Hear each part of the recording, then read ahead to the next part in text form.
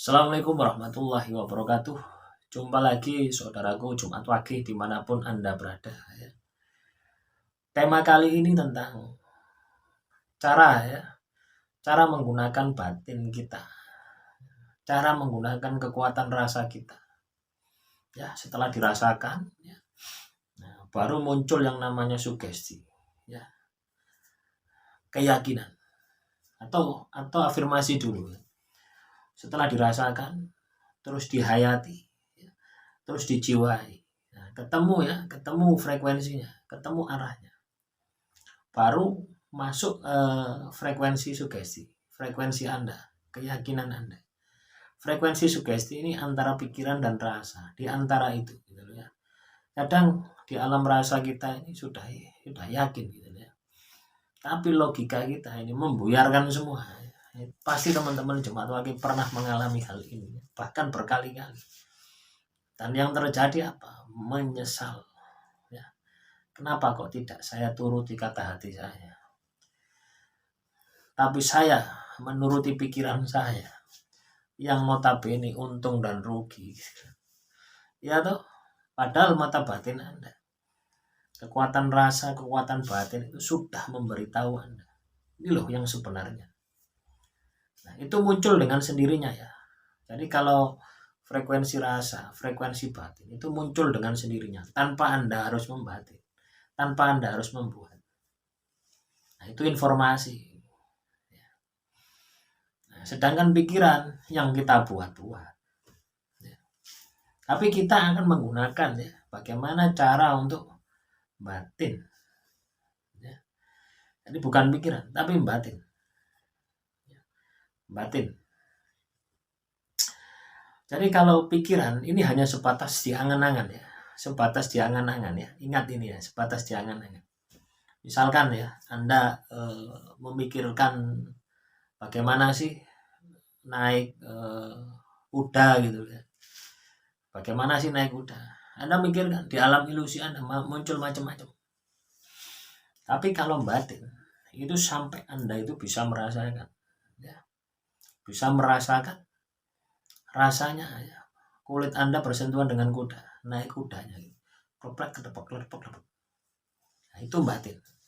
Nah, konsep dasar yang Anda harus miliki adalah peka rasa, peka suasana alam, peka suasana batin, peka suasana olah rasa, peka suasana alam untuk memvisualisasi, untuk menghadirkan objek apa yang Anda batin ini. Sehingga memang benar-benar nampak di hadapan Anda dan Anda bisa merasakan.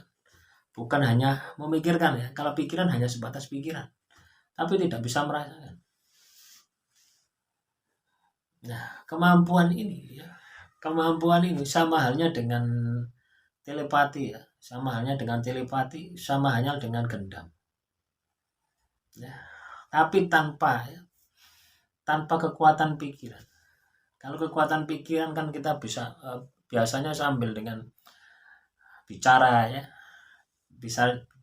biasanya sambil kata-kata dan sebagainya, atau pakai alat lah, pakai pendulum juga bisa. Tapi ini enggak, ini menggunakan kekuatan batin kita, tanpa alat, tanpa bicara. Jadi rasa kita yang kita lontarkan. Nah, ketika Anda sudah bisa memvisualisasikan, tinggal Anda apa yang Anda inginkan. Apa yang Anda inginkan. Misalkan saya kasih contoh. Teman-teman mau melamar pekerjaan di sebuah perusahaan. Nah, otomatis kan teman-teman searching perusahaan ini tentang apa sih gitu. Terus pekerjaan yang Anda lamar itu tentang apa? Nah, setelah Anda tahu di alam pikiran Anda kan sudah ada gambaran. Di alam pikiran Anda kan sudah ada gambaran. Nah, ini gunakan kekuatan batin Anda untuk memvisualisasikan tempat kerja Anda. Bayangkan Anda ketemu dengan HRD-nya, personalia, pimpinannya yang nanti akan interview dengan Anda. Nah, ketika Anda sudah membayangkan, latih energi Anda, batin supaya dia itu suka dengan Anda, mau menerima Anda, intinya di situ.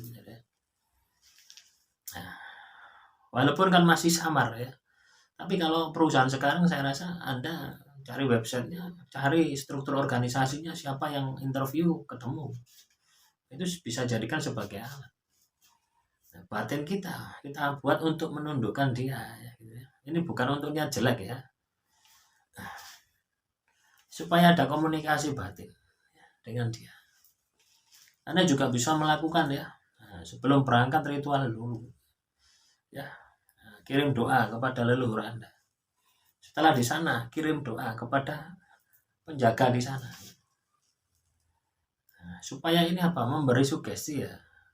Tanpa ini sebenarnya enggak masalah gitu loh. Tapi kalau Anda yakin dengan cara ini ya silahkan lakukan.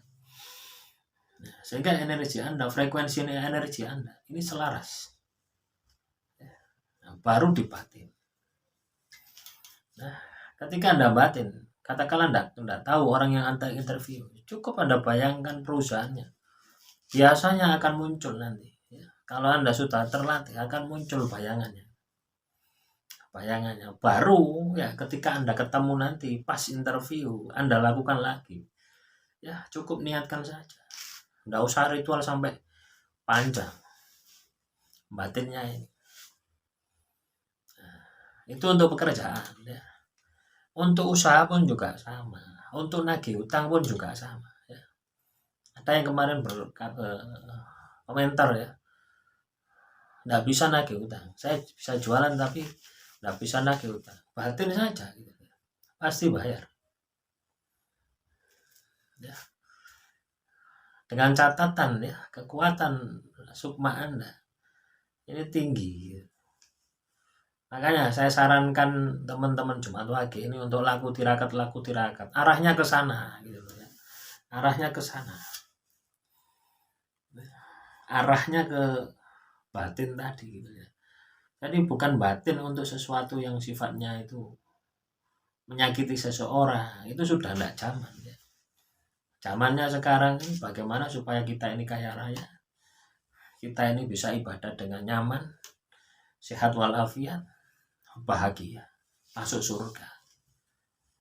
Nah, itulah yang Anda harus prioritaskan di situ. Kalau orang menyakiti Anda lah, itu jadikan sebagai pelajaran saja.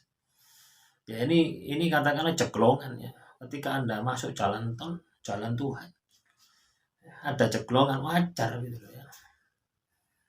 Wajar ada ceklongan wajar. Walaupun itu jalan tol, Anda lihat jalan tol pasti ya ada ceklongan, tidak mungkin tidak ada. Entah itu petugasnya yang lalai atau memang kondisi alam.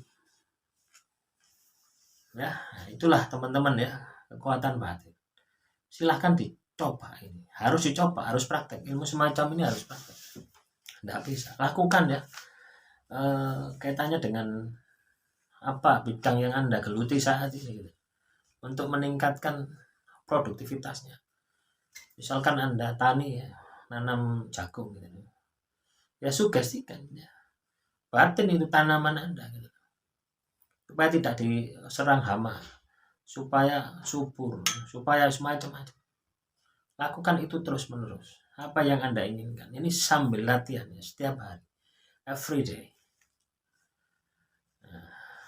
Demikian, kalau ada pertanyaan tulis saja di kolom komentar ya. Ini sudah 8 menit teman-teman. Nanti saya fullkan 20 menit, 30 menit terus hilang gitu kan. Kayak gimana gitu ya. Waktu terbuang. Kalau 8 menit hilang sih masih wajar gitu. Ya, assalamualaikum warahmatullahi wabarakatuh. Sampai jumpa di video selanjutnya.